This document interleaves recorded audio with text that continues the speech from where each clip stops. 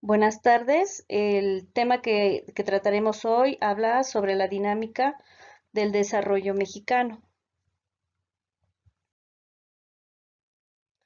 De 1980 a la fecha, el principal problema económico de México lo representan las tendencias demográficas del país.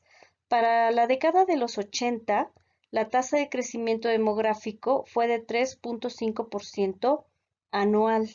Las tendencias que 40 años antes de 1980 impulsaron al alza al crecimiento demográfico, pues fueron una creciente tasa de natalidad, una decreciente tasa de mortalidad y una probabilidad de vida de 62 años.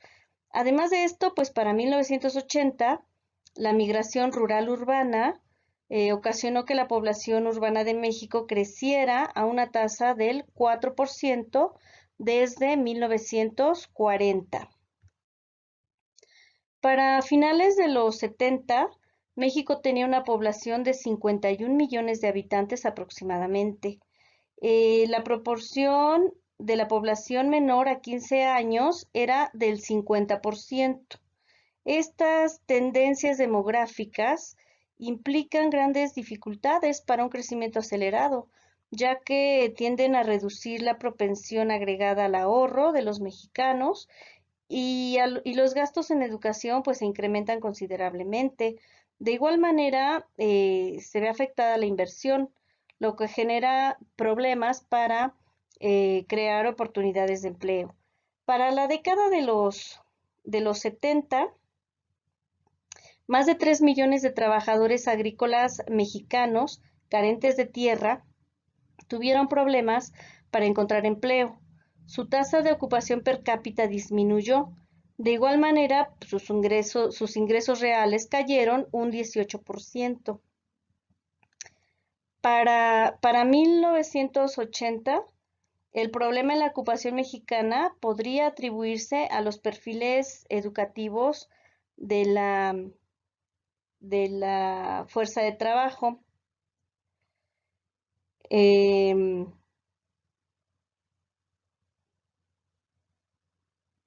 la tasa de desocupación escolar era elevada. De cada 100 estudiantes que entraban a la primaria, solo 9 continuaban en la secundaria y de esos 9, solo 2 entraban a la universidad. De cada 100 estudiantes que entraban a la universidad, pues solo se graduaban 12. Para 1965, solo 2/3 de la población de entre 6 y 14 años asistieron a la primaria y la mayoría de las primarias impartían hasta el cuarto año de instrucción. Desafortunadamente, pues los que no tenían estudios ni capacidad o ni capacitación alguna desde temprana edad, pues recibieron un salario mínimo o quizá menos al salario mínimo y encontraban ocupación parcial o esporádica. En cuanto a los datos de alfabetización, bueno, para 1960 en México, el 65% de la población de más de 15 años estaba alfabetizada. En Brasil, el 61%, en Perú, el 61% igual, en Venezuela, el 63%, en Argentina, el 91%, en Chile, el 84% y en Colombia, el 73%. Vemos que, bueno, en México la tasa de alfabetización ha ido aumentando.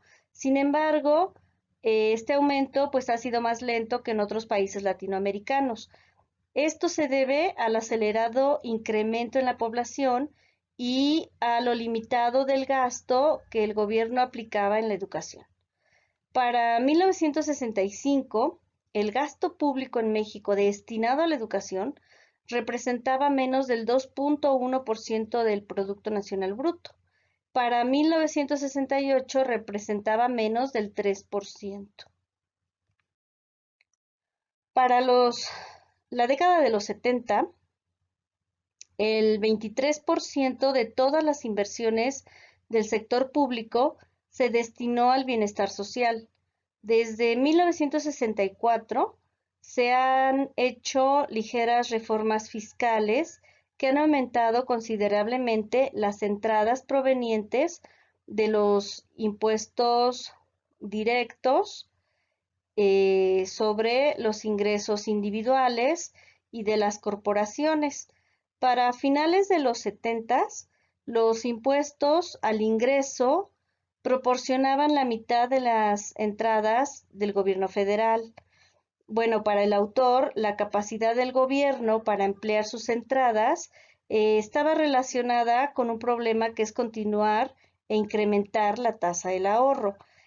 Bueno, vamos a ver, el ahorro interno de México como porcentaje del PIB se elevó del 8% de 1940 al 17% en 1967. Este crecimiento fue importante para generar fuentes internas de inversión. Para la década de los 70, pues la confianza de los inversionistas extranjeros, tanto públicos como privados, hacia México y la capacidad del sector público para hacer frente a todos los compromisos financieros que tenía, pues le permitió a México obtener cuantiosos créditos. Las importaciones de México para esa fecha pues se elevaron con una tasa anual del 12%. Las exportaciones de bienes y servicios también se incrementaron a una tasa menor, a una tasa anual del 7%. Cerca del 85% de las exportaciones en México consistían en materiales industriales y bienes de capital. En 1968 y 1969 se observó una importante mejoría en las ventas extranjeras de los artículos manufacturados mexicanos. A finales de la década de los 50, se pensaba que México no tendría un crecimiento económico rápido y sostenible. Sin embargo, pues las condiciones de auge para las exportaciones mexicanas terminaron a fines de los 60, pero bueno, desde entonces la tasa de crecimiento fue del 6.4% anual. Y bueno, ¿cuál es la explicación de esto? Primero, pues una creciente diversificación de sus principales exportaciones, lo que le permitió a México evitar el estancamiento en sus ventas totales al exterior. En muchos países en desarrollo, su principal producto de exportación significa desde un tercio hasta un medio del total de sus ingresos derivados de las exportaciones. Pero bueno, pues en México, para ese entonces, la principal mercancía de exportación, que era el algodón, únicamente constituía poco más de la quinta parte de sus entradas por la exportación de mercancías. Entonces, esto nos dice que pues existía una diversificación de las exportaciones. Sin embargo, se estaba dando una declinación en las exportaciones durante los años 70. El crecimiento de los ingresos que proveían del turismo y del comercio fronterizo, pues aliviaron las dificultades causadas por esta declinación de las exportaciones. La inversión del sector privado para ese entonces fue en promedio del 15.2% del Producto Nacional Bruto. Esto entre 1954 y 1960. Después de 1960 bajó al 12.6% en el 61 y en el 62. Ya para el año 1963 se elevó al 14.5% y permaneció así en promedio anual hasta 1967. A partir de 1965, el producto del sector manufacturero se incrementó con una tasa anual de casi el 10%. Esta tendencia no generó alteraciones, desafortunadamente, en la distribución del ingreso. Bueno, pues hoy en día, en materia de ingresos públicos, este, continúa siendo prioritario incrementar el nivel de recaudación tributaria. Esto pues a través de impuestos directos, de impuestos indirectos. Para que esto suceda, pues debe ampliarse la base gravable, los tramos de ingreso. También se deben elevar las tasas sobre los niveles más altos de ingreso a fin de garantizar la progresividad y también pues con el fin de mejorar esta distribución del ingreso de la que tanto hemos hablado.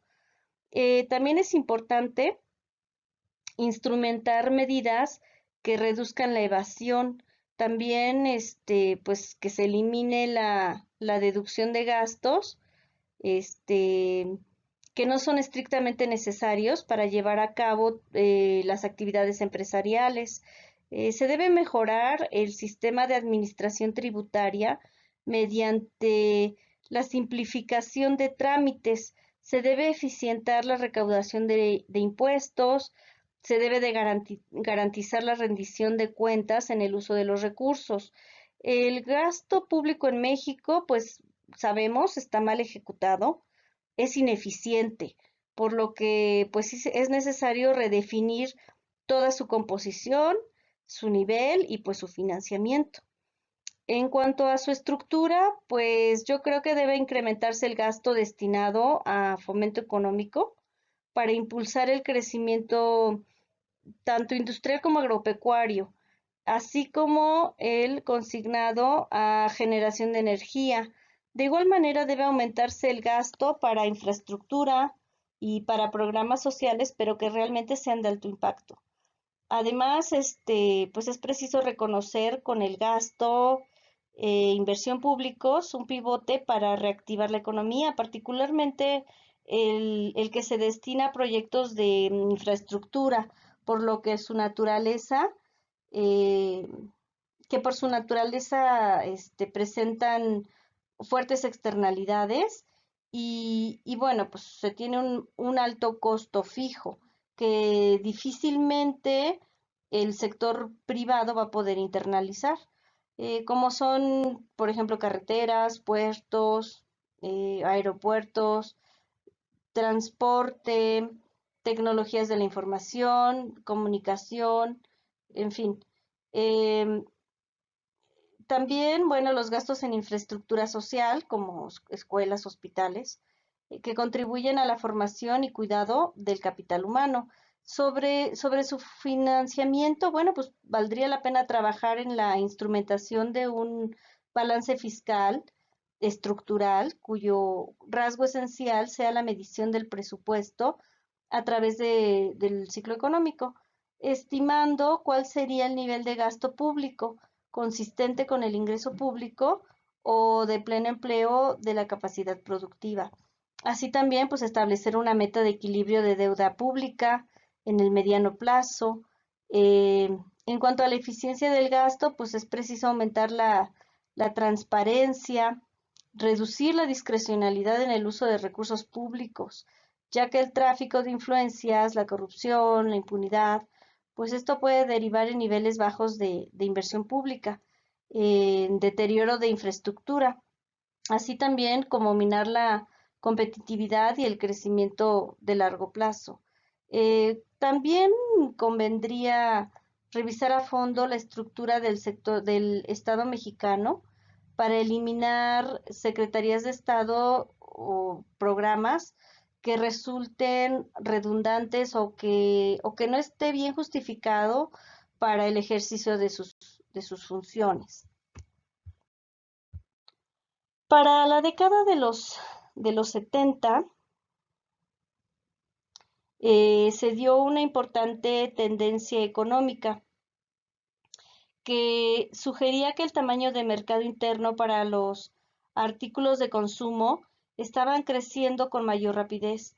A partir de una década anterior, los salarios pagados a gran parte de la mano de obra industrial de México habían ido aumentando a tasas que estaban muy por arriba del índice del costo de vida.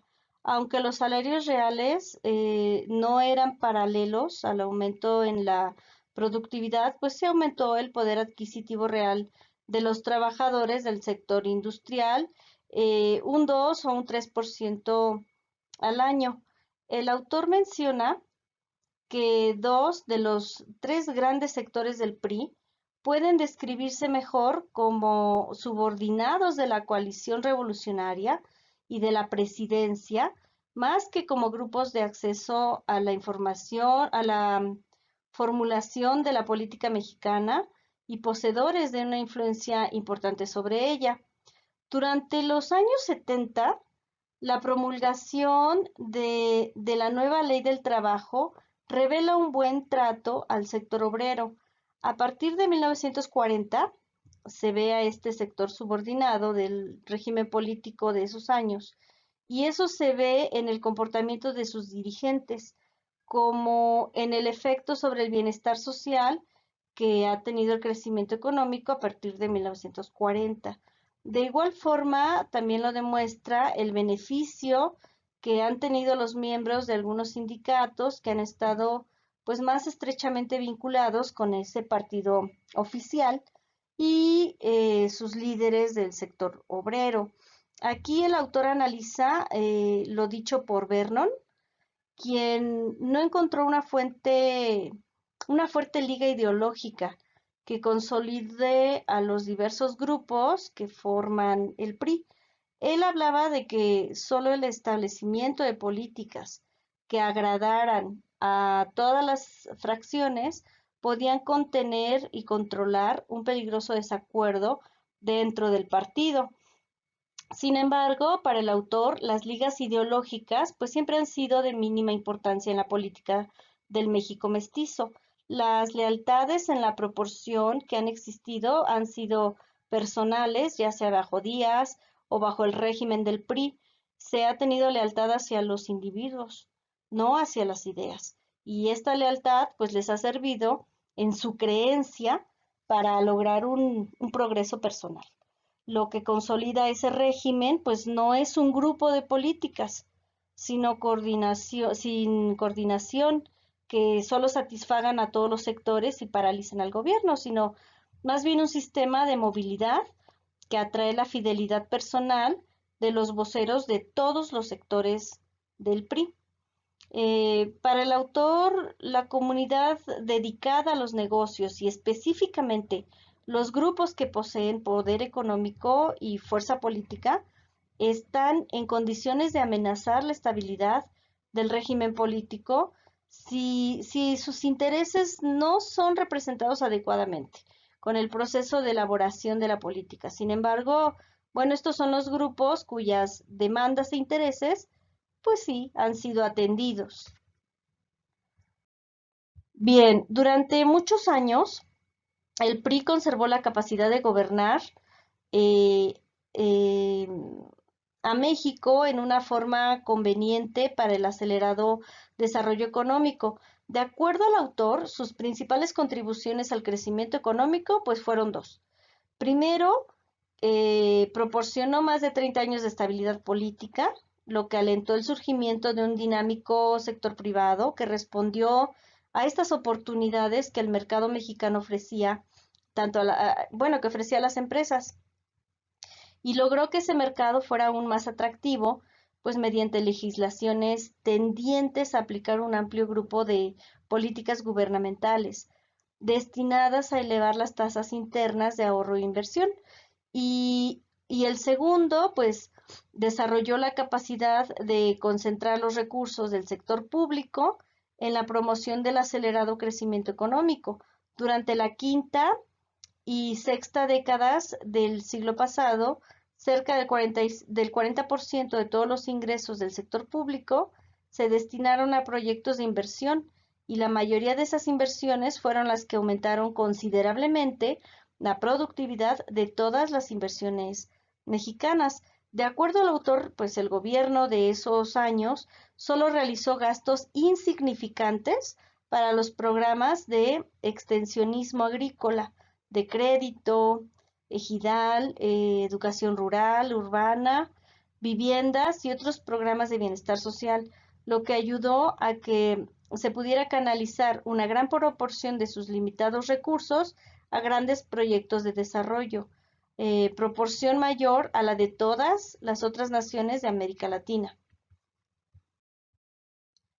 Bueno, son cuatro los principales factores que han contribuido al éxito logrado por el régimen del PRI, de acuerdo al autor. Primero, el programa de reforma agraria, que llevó un estado de quietud política al México rural.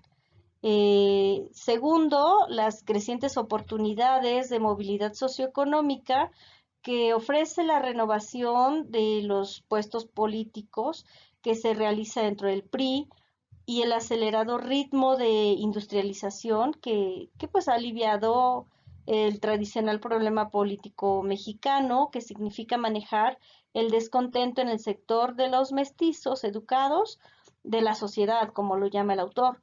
Tercero, el desarrollo de la capacidad para reducir la competencia de la élite por los cargos públicos dentro del partido oficial, lo que disminuyó la movilización de grandes segmentos de la sociedad mexicana para que participaran activamente en la vida política.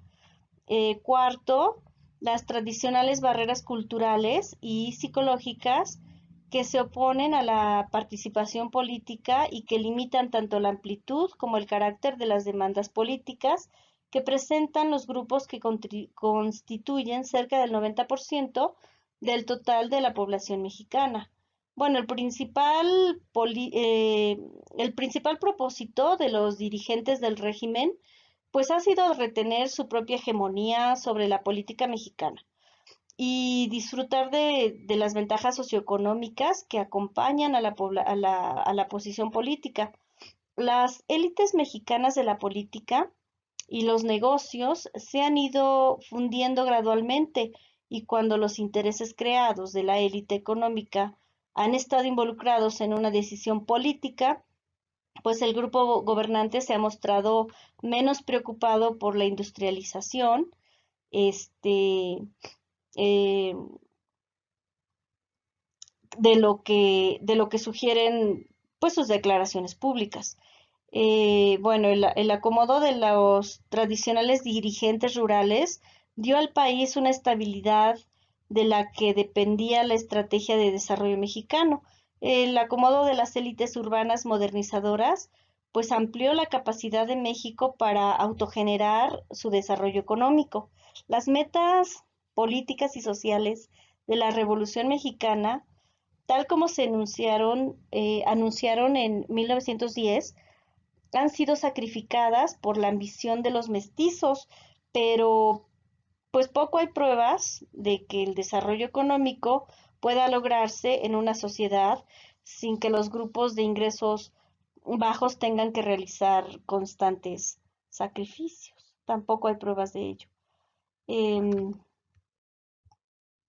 bueno, en 1958, las maniobras realizadas dentro del partido y con sus diversos sectores en un intento de influir sobre la elección del candidato del partido provocaron claras exhibiciones de conflictos, especialmente pues en el sector obrero. Sin embargo, bueno, pues para 1963, cuando Gustavo Díaz Ordaz fue nominado sucesor de Adolfo López Mateos, pues se notó muy poca controversia pública.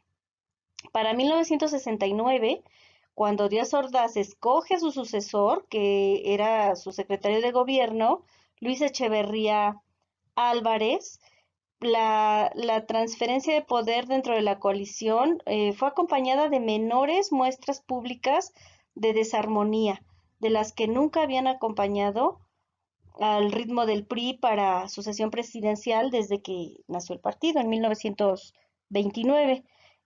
Para 1967, muchos que antes daban su apoyo al PRI votaron por los candidatos del PAN en las elecciones municipales de los estados de Sonora y Yucatán, pero pues eran escasas esas situaciones. El Partido Revolucionario Institucional ocupó de forma ininterrumpida prácticamente todas las instituciones políticas de México entre los años 1930 y 2000, centralizando el poder de todos los niveles de gobierno. Las decisiones políticas del partido determinaron el curso de la economía y pues la sociedad del país a lo largo del siglo XX. La legitimidad del PRI pues ha variado a través del tiempo. En un principio se percibía como un proyecto revolucionario que concentraba en su ideario los intereses de una gran parte de la población. Esto evolucionó dando lugar a un partido autoritario, cuya integridad se deshacía tras cada episodio de represión, fraude electoral, corrupción. Entonces, bueno, pues gracias al crecimiento de la desconfianza desde 1980, el PRI comenzó a perder puestos de poder progresivamente, llegando en el 2000 a su derrota en las elecciones presidenciales frente al candidato del Partido Acción Nacional, Vicente Fox, y desde entonces pues ha formado parte de la oposición, a excepción del sexenio de Enrique Peña Nieto, que fue de 2012 al 2018, cuando pues el PRI vuelve al poder. La crisis de legitimidad del partido estalló especialmente a partir de el gobierno de Miguel de la Madrid, que tuvo lugar entre los años 82 y 88. Esto fue, pues, gracias a múltiples factores, entre los que se encontraban una profunda crisis económica que se dio en 1982, a la ineficiencia del gobierno ante el terremoto de 1985, al crecimiento de las redes de narcotráfico y a los escándalos de corrupción. El giro de las políticas económicas hacia a unas de corte neoliberal aumentaron las tensiones sociales, sacaron a relucir los problemas de desigualdad en el país.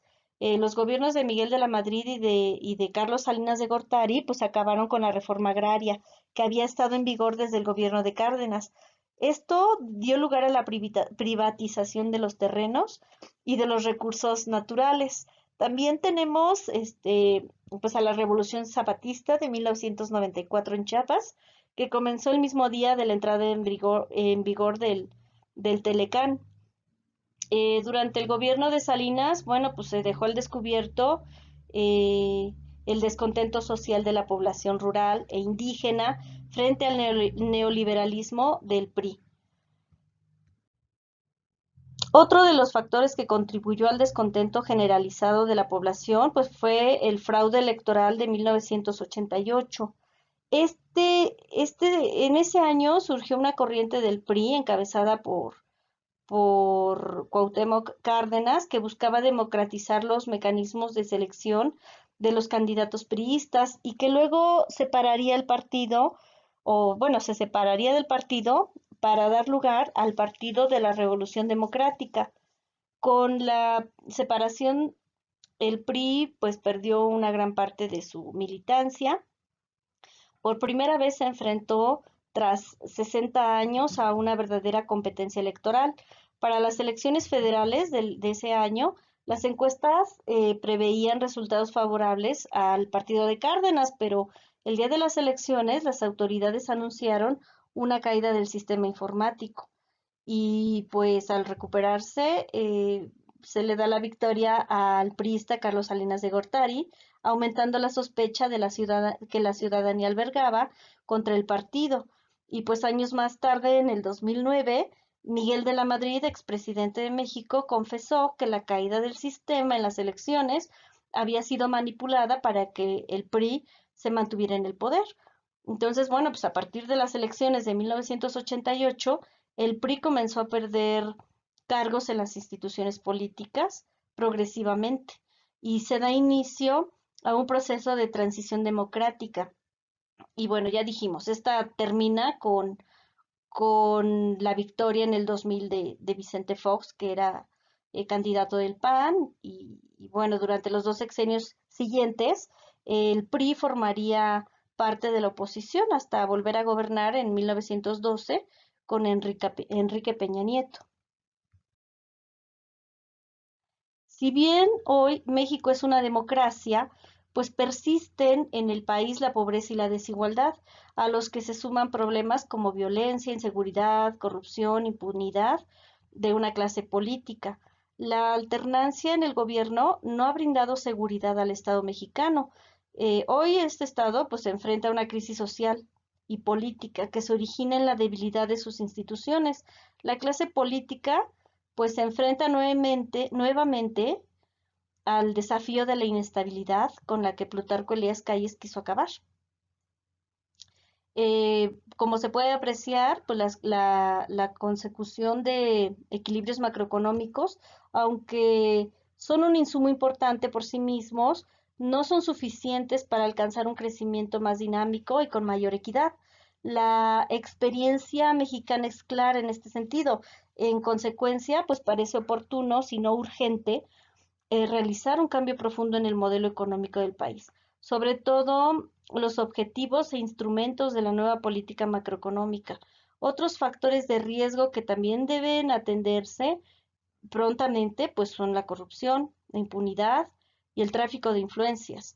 También urge una estrategia efectiva contra el crimen organizado que frene la extendida violencia que ha sacudido al país en la última década, considerando que esta, además de pérdidas humanas, conlleva un elevado costo económico y social. El descontento social y la desconfianza hacia los factores políticos tradicionales, pues se manifestaron por la vía democrática el pasado el 1 de julio del 2018, donde el candidato de Morena, Andrés Manuel López Obrador, gana la presidencia de la República Mexicana.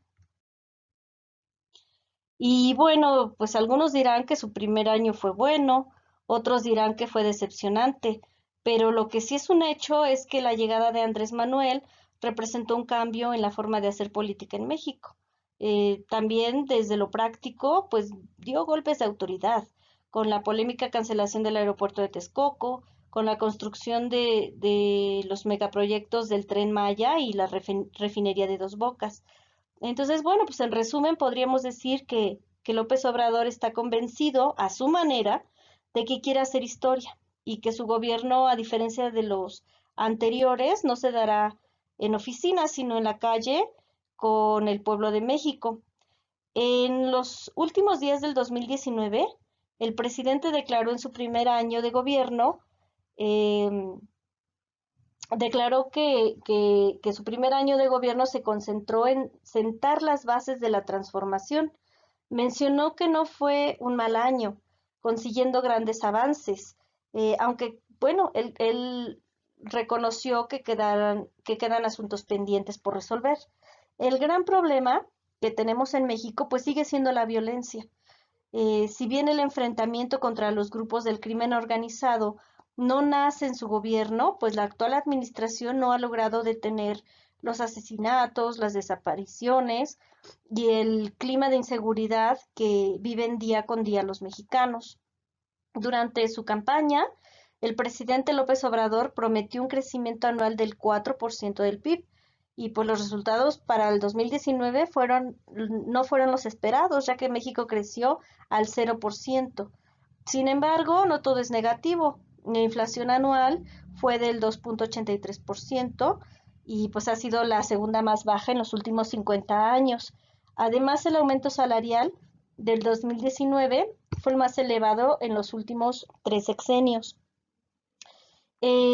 Andrés Manuel López Obrador llegó al poder con un bono democrático muy grande, ya que más de 30 millones de mexicanos le dieron su confianza, convirtiéndolo en el presidente más votado de la historia del país y esperemos que pues tengamos buenos resultados para el fin de su sexenio. Esto es todo, espero haya quedado claro. Muchas gracias.